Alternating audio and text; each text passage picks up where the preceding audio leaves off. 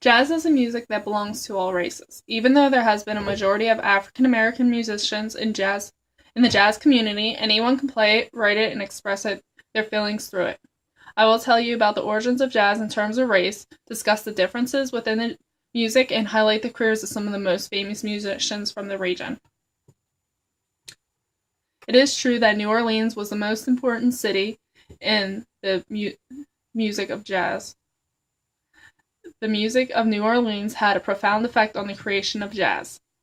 Jazz is the most significant form of musical expression of African American culture and arguably the most outstanding contribution of the United States has made to the art of music. Jazz was said to be born in New Orleans in the early 20th century, but its roots can be found in the music traditions of both Africa and Europe. From European music, jazz got its harmony, that is the chords that accompany the tunes. Jazz harmony is similar to the classical music's harmony, and most of the instruments used in jazz originated in Europe.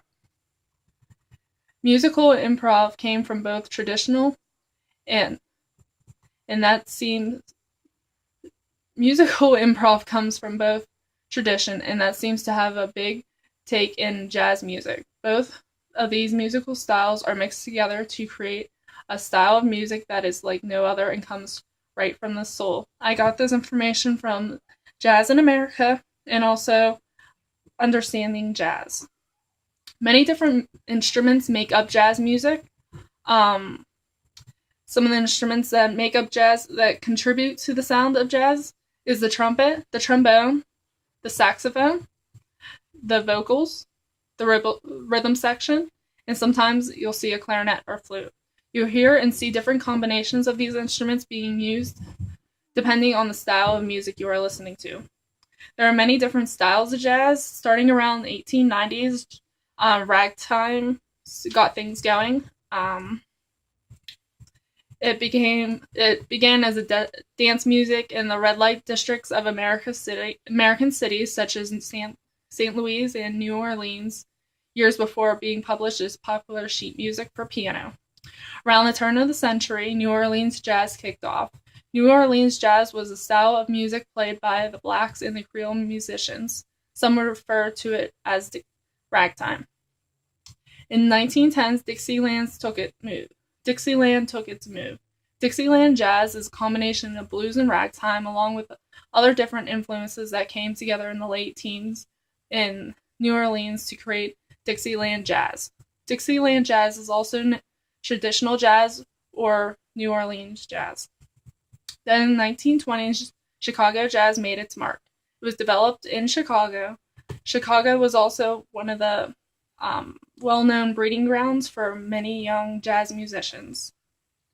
In the 1930s, swing music came swinging in. During the swing era, most of the jazz groups were big bands. It was derived from New Orleans jazz style. Swing was robust and refreshing. Then in the 1940s, bebop music came around. It was different from swing. Bebop divorced itself early on from dance music, establishing it as an art form by serving its potential commercial value. There has been many different styles of jazz along the years. They all have some kind of influence towards one another.